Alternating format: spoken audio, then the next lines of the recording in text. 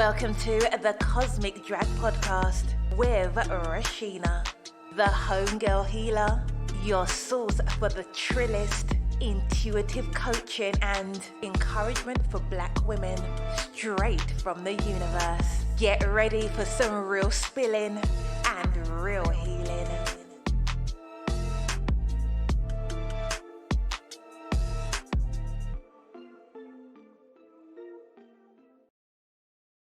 Hey homegirls, it's your girl Reshena, the homegirl healer, and this is the Cosmic Drag, honey. We finna pull these cards and let the universe drag us for filth and for healing at the same damn time. So you better secure them edges, girl, before they get cosmically snatched, and let's get into it.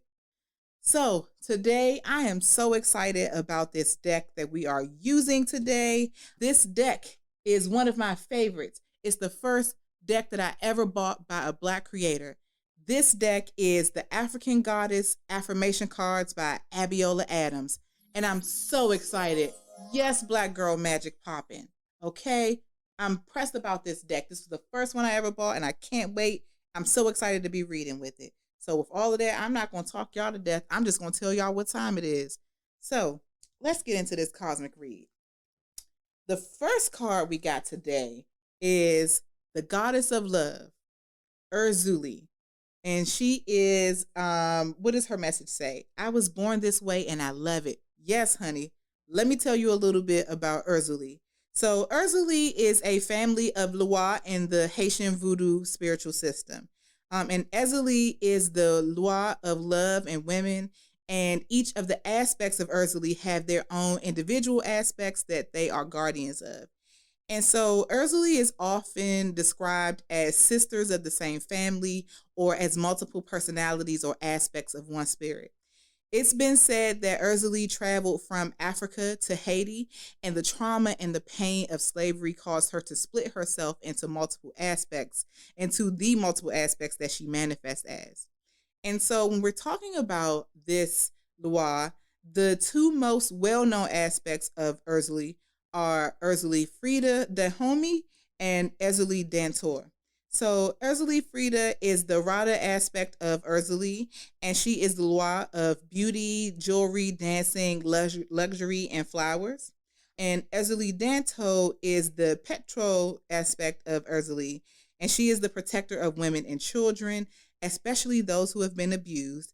She is also the Loa of sex, jealousy, and passion, and she also fought in the Haitian Revolution.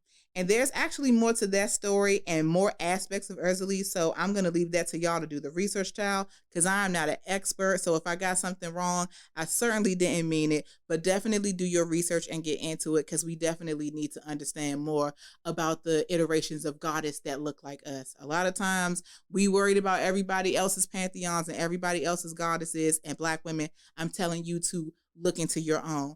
And so this is really just to get you a little bit of information, but definitely do your research, because I was so drawn in and so intrigued by all the things that I learned doing research about Erzulie.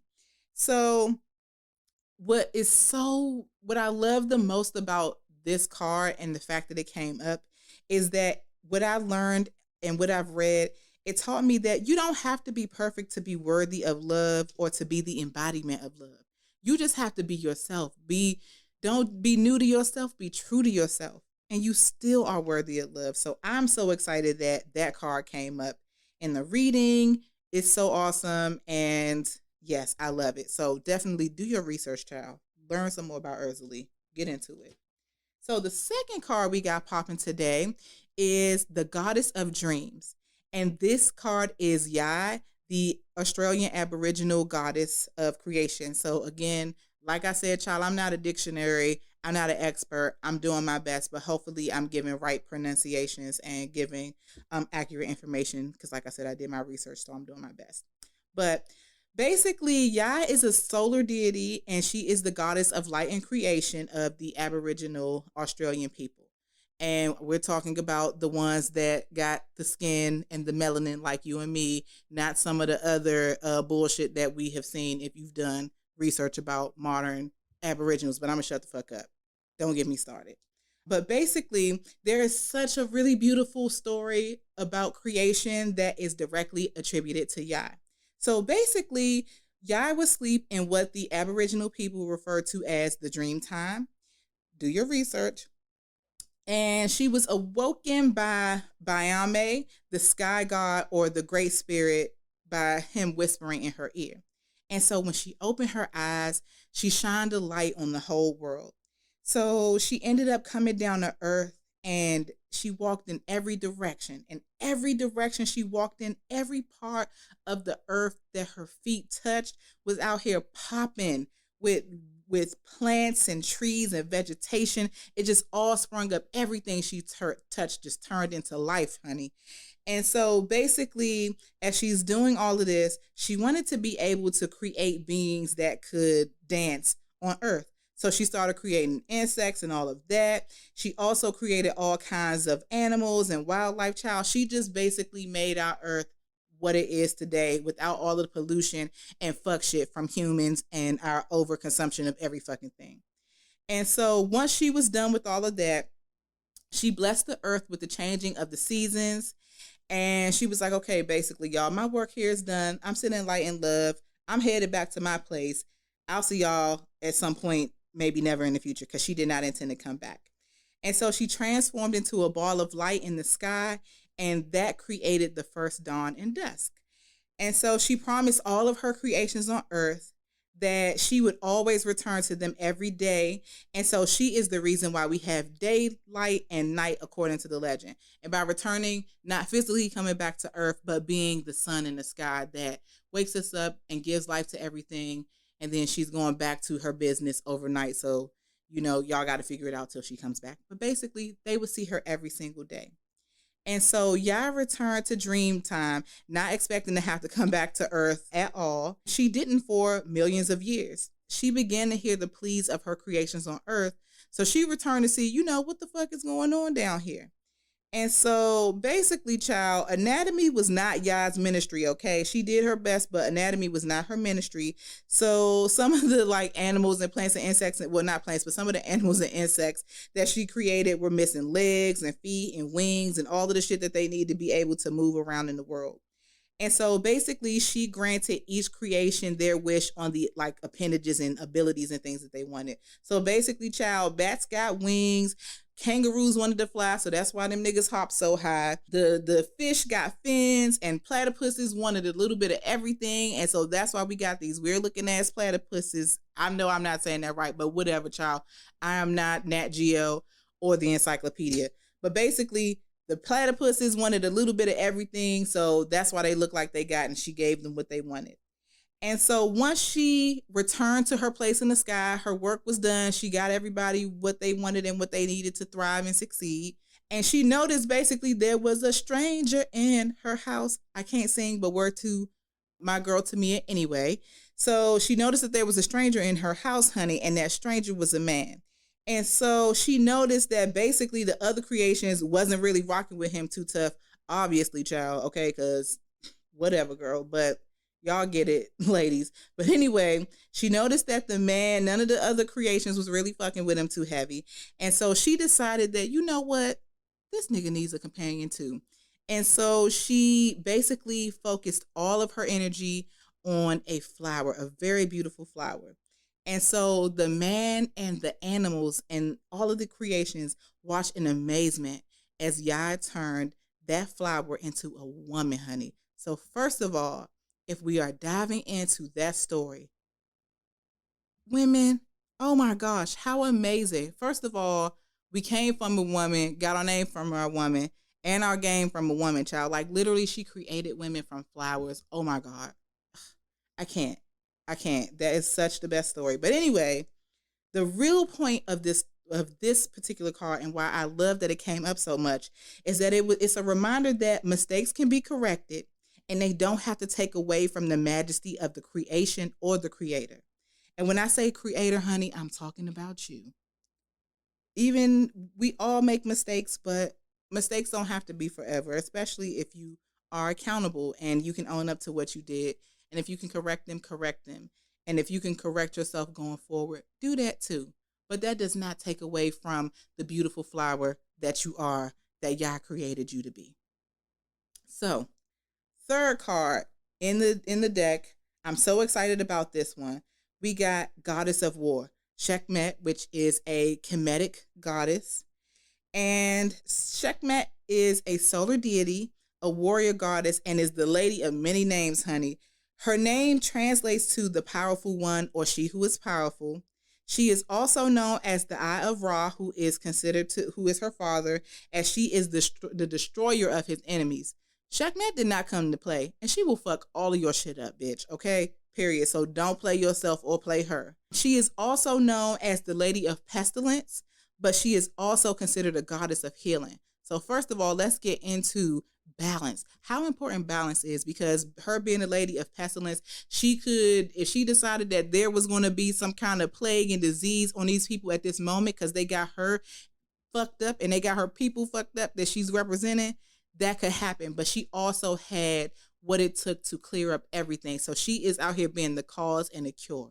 Look at that power and that balance.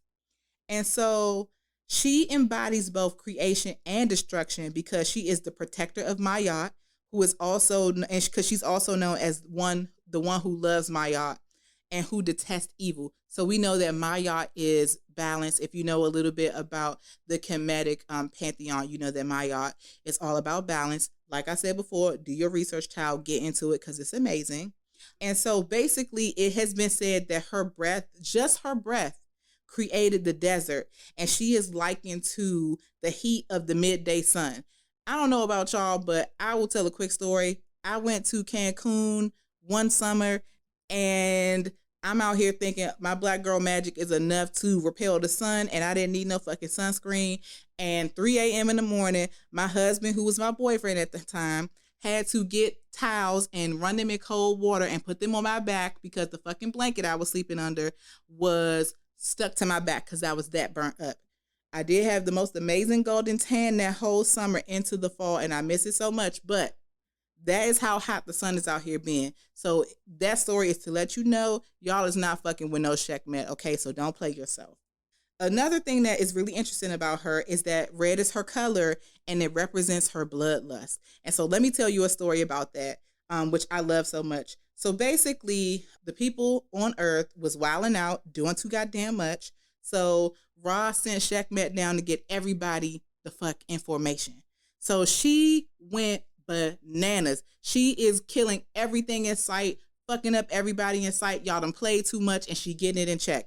And it was to the point that Ra was like, oh my goodness, this has gone way too far. I can't even get her to calm down, because he was trying to be like, okay, baby girl, just bring it down a little bit. She's like, no, I'm not done fucking everything up. So basically, he had to get the people on Earth to pour pomegranate juice and beer into the Nile River, because the blood would attract her. She would think it was blood and start drinking it. It basically got her drunk and knocked her out for a couple of days. And when she woke up, she was in a much calmer state. And the bloodlust was calm, and she was done on her rampage. And so to me, what I got from this card and everything that I was researching and reading about Sekhmet is that it's so important to fight for what you believe in fiercely, but also be fiercely strategic in what you're doing. And remember that the only limitation is you. If Sekhmet, the only thing that limited her was wanting to drink that damn blood. If she didn't give a fuck about that and she kept going, she was the only one who could stop her, right? So be strategic with your shit, but also you the only one that can limit you. And with that, child, let's get into this cosmic drag, because I feel like, woo, this is going to be a good one. The first thing I want you to know, if you don't hear nothing else I said today, is you better stop being scared to be a bad bitch. You better embrace the fullness of your femininity. Become one with the power of your fire. It is so important that we understand our fire can destroy, but it can also create warmth. But you got to be in control of that. Become one with your fire. Light up everywhere you go. You all up in the light, and you also neglect to address your shadow self. Because again, balance. Yes, we get to be light, and yes, we get to amazing, but sometimes we got to wreck shit. And it's okay. It is okay to be in the light, and it's okay to be in touch with your shadow self too. Learn to bring the balance and be your whole self, no matter what. Be okay with being the beginning, the end, and the everything in between of whatever is going on with you. Be okay with being the all in your life. And remember that womanhood is a range of things, and we get to be all the aspects we want to be, and we don't have to be any of the aspects that society says that we have to be whole women. Fuck that shit. Do you. You are your own iteration of womanhood. Whatever you decide it is, that is what the fuck it is. Be good with that. Define your motherfucking self. Because you don't have to fit neatly into no box. Fuck that box. You are too great and too powerful. You come from a stock that is too ballin' to be giving a fuck about no damn box. Don't let yourself be boxed in. Understand the power of your love and give it wisely. Understand the power of your light and shine it wisely. Understand the power of your creativity and use it wisely. Understand the power of your anger and wield it wisely. Know who you are, every aspect of who you are, and embrace them. When it is time to be light and love, be light and love. And when it's time to be strong and fierce and erect shit, do what you gotta do. But do you above all. I want you to know that you are a goddess. You are literally the universe. Black woman, you are the universe, the cosmos in human form. You are the sun and the moon. You are the fire and the water. You are the earth and the sky. You are the blade and the bomb. Remember that no matter what has happened to you, what has planted seeds of anger and rage in you, you are still a beautiful and delicate flower, baby girl. Don't forget that. And with that, let's get into the journaling prompt for the week. I want you to ruminate on what you've heard about these goddesses today. And I want you to do your own research on them as well. Like I told you earlier, child, because I'm not a goddamn encyclopedia. I'm just the bitch that likes to read. Do your research. And I want you to consider, are there any aspects of them that mirror aspects of you? If so, how so? Are there any aspects of them that you would like to embody? And if the answer is yes, I want you to really process that. And I want you to get to the bottom of how you will achieve that, how you will begin to incorporate those aspects into yourself. Okay? You already know, before we hit the dough, let's get into this galactic gold. And the mantra for the week is, I love myself radically and believe in myself fiercely. I love myself radically and believe in myself fiercely. I love myself radically and believe in myself fiercely. And with that, you already know what time it is. It's time to bless and release you to go be your best ballin' badass self for the rest of the week. Before we go, I just want to remind you to check out my website, www.thehomegirlhealer.com, to see what classes and events I have popping, because there are things popping, big things popping for sure. Definitely get into it. And if you happen to see any decks that are by Black creators, I'm so excited. I love them. Send them my way on social media. And while you're there, tell me how you feel about the galactic goal of this week, how it made you feel. Tell me what kind of things that you discovered over the course of your journaling about what we discussed on the episode this week. And I certainly will be sharing the same, child, because you know I always got something to say. And with that, I want you to know that I love you so much. I can't wait for next Monday to kick it with you, girl. So be there or be square. And with that, peace, y'all. Thank you for listening to The Cosmic Drag with the Homegirl Healer. Subscribe to the podcast so you don't miss an episode, and connect with the Homegirl Healer on social media so you always know what time it is. Follow Reshena at The Homegirl Healer on Instagram, Facebook and YouTube, and at The Homegirl Healer on Twitter and Clubhouse. And share this podcast with anyone you know who could use a good dragging from the universe.